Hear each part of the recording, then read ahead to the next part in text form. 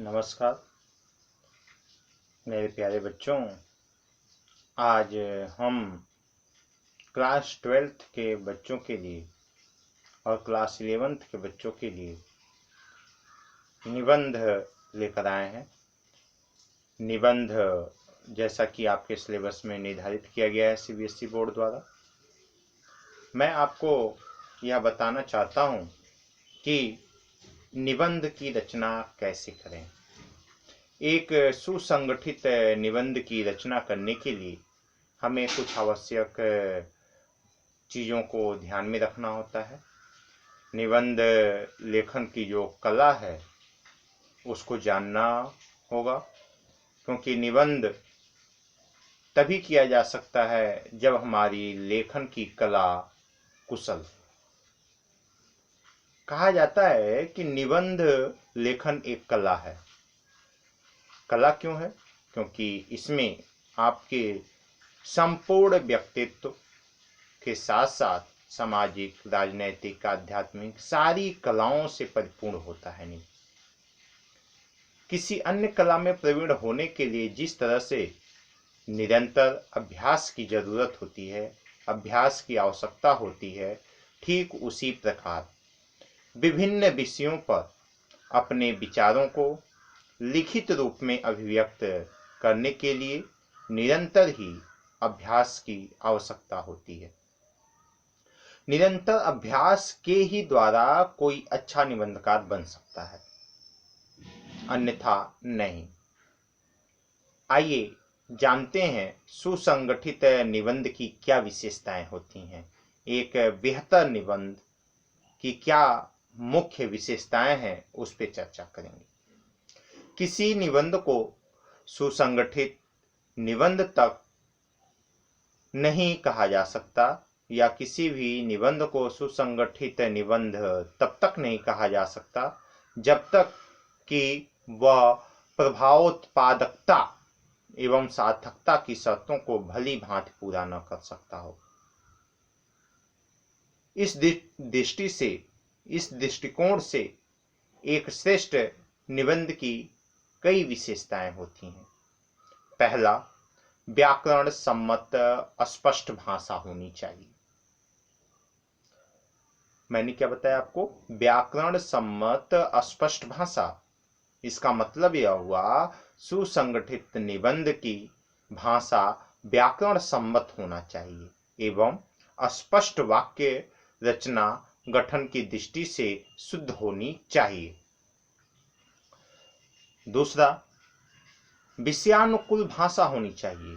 इसका क्या मतलब है? विषयानुकूल भाषा का मतलब, विषयानुकूल भाषा से तात्पर्य यह है कि जब निबंध की भाषा व्याकरण सम्मत एवं स्पष्ट हो किंतु वह विषय के अनुकूल न हो तो भी निबंध पाठक पर अच्छा प्रभाव नहीं डाल पाता है। मतलब जिस विषय वस्तु को दिया जाए हमें उसी के इर्द गिर्द अपनी लेखन की कला को दिखाना चाहिए। तीसरा, विचारों में क्रमबद्धता का होना। विचारों में क्रमबद्धता का होना भी अति आवश्यक है। एक सुसंगठित निबंध में विचारों में, एक सुसंगठित निबंध के विचारों में क्रमबद्धता का होना अति आवश्यक होता है। और विचारों में क्रमबद्धता जब होगी, और यही क्रमबद्धता किसी भी निबंध को प्रभावी बनाती है, क्योंकि जब तक उसमें क्रम नहीं होगा तब तक हम अपने निबंध के प्रभाव को नहीं दिखा सकते। विचारों में क्रमबद्धता अति आवश्यक है। चौथा, विचारों में संबंधता का भी होना अति आवश्यक है। चौथा जो टॉपिक है वह है विचारों में संबंधता। निबंध में विचारों में संबंधता के साथ साथ क्रमबद्धता की जो हमने बात किया है वह भी होना आवश्यक है। अर्थात निबंध के विचारों में क्रमबद्ध तो होना चाहिए, लेकिन उसके साथ साथ उसका संबंधता भी आवश्यक है। मतलब विचारों का बिखराव निबंध की महत्ता को कम कर देता है। क्रमबद्ध हो और जो विषय वस्तु है उसकी उस क्रमबद्धता में संबंधता हो, एक दूसरे से जुड़ा हो, तब वास्तविक रूप से विचारों में संबंधता स्थापित की जा सकती है।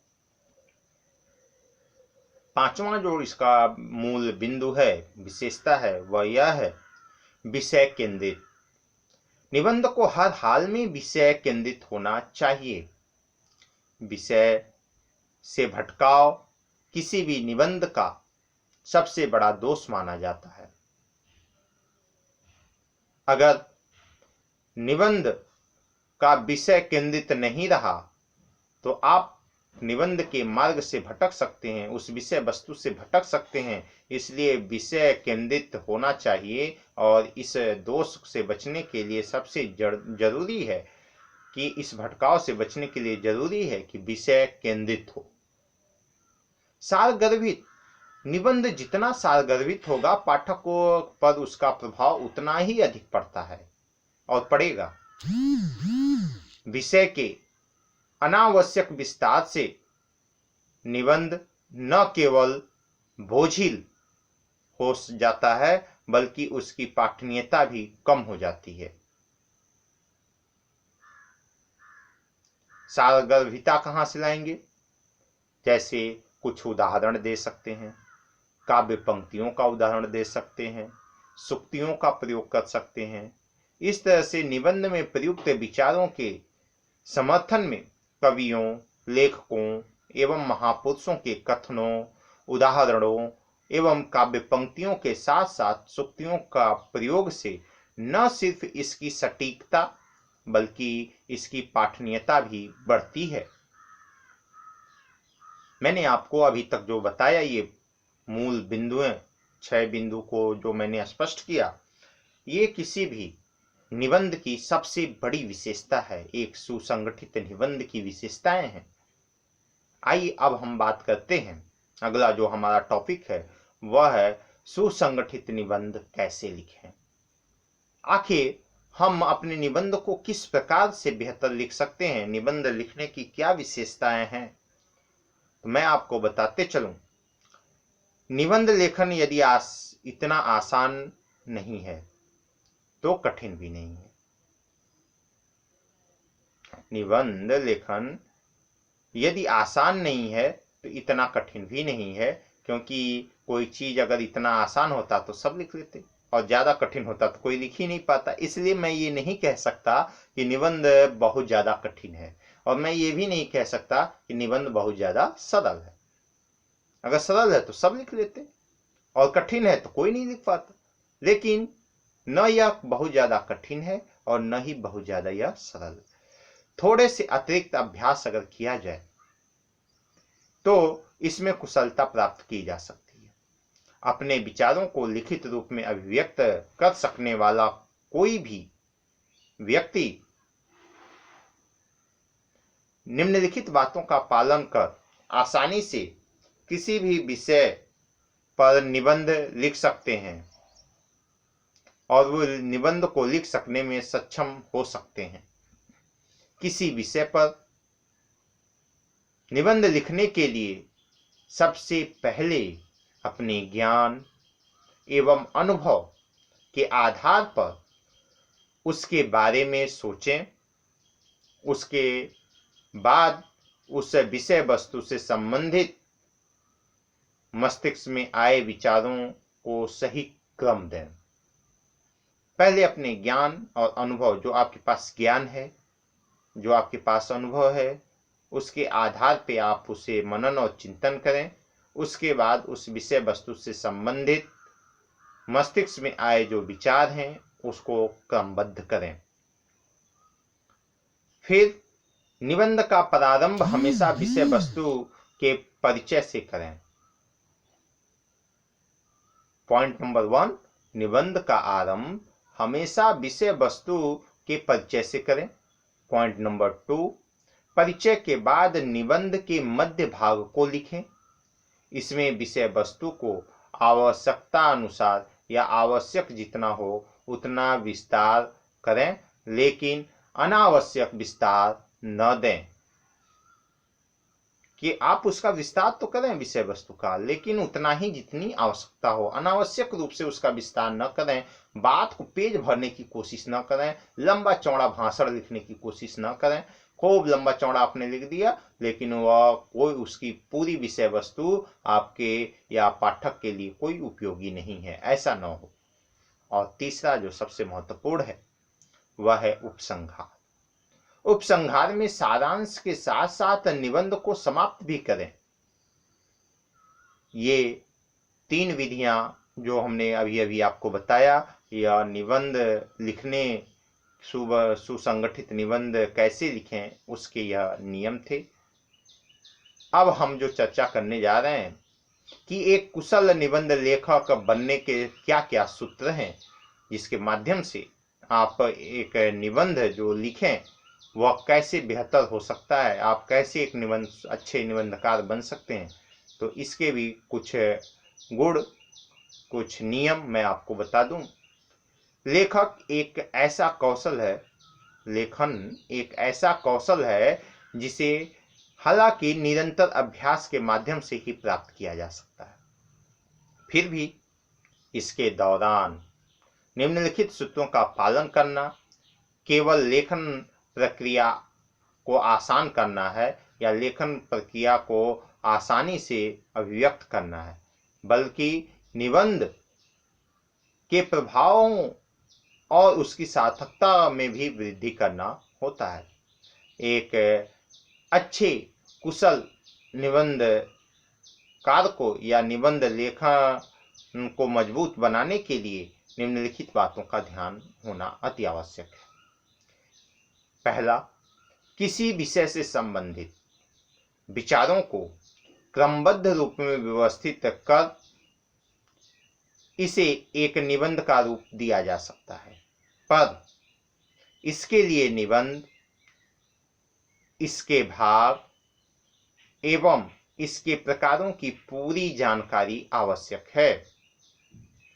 इस जानकारी के बाद अपने विचारों को लिखकर व्यक्त कर सकने वाले किसी भी व्यक्ति के लिए निबंध लेखन काफी हद तक आसान हो सकता है या आसान हो जाता है।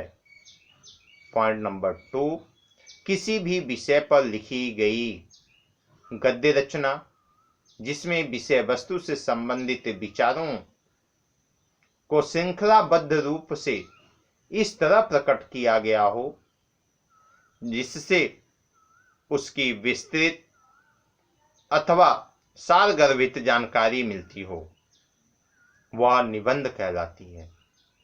इस परिभाषा को ध्यान में रखकर निबंध की रचना करनी चाहिए।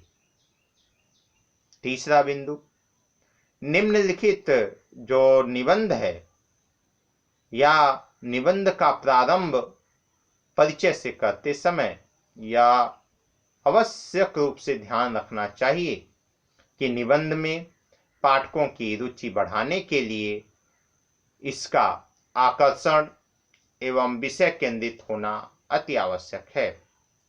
पाठक की उत्सुकता जानने और उसको जगाने के लिए निबंध का आरंभ विषय से संबंधित किसी सूक्ति, उदाहरण, काव्य पंक्तियों से भी किया जा सकता है। चौथा, निबंध की पाठनीयता, रोचकता, सार्थकता एवं भाषा सौंदर्य बढ़ाने के लिए अपने विचारों के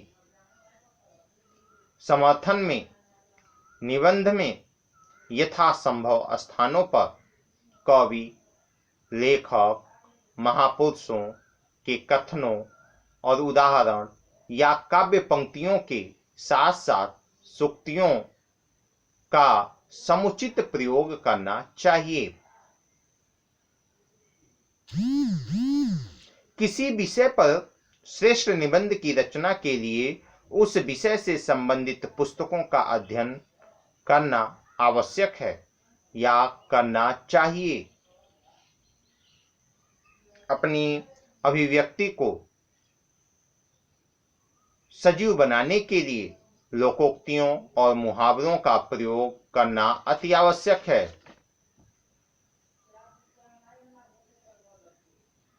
निबंध की भाषा को आकर्षक बनाने के लिए अलंकार युक्त अभिव्यंजनात्मक लेखन शैली का प्रयोग किया जा सकता है। निबंध की रोचकता बढ़ाने के लिए एक सीमा में रहते हुए इसमें व्यंग, विनोद का पुट भी दिया जा सकता है। प्यारे बच्चों, मैंने आज आपको 3 टॉपिक पे चर्चा किया। पहला है सुसंगठित निबंध की विशेषताएं क्या हैं, सुसंगठित निबंध कैसे लिखें, और कुशल निबंध लेखक बनने के क्या सूत्र हैं। आज के इस पहले भाग में, निबंध का पहले भाग में मैंने आपको ये 3 बिंदु बताए। जो पार्ट 2 होगा उसमें हम निबंध लेखन के दौरान बरते जाने वाली सावधानियों के बारे में चर्चा करेंगे। आज के लिए इतना ही।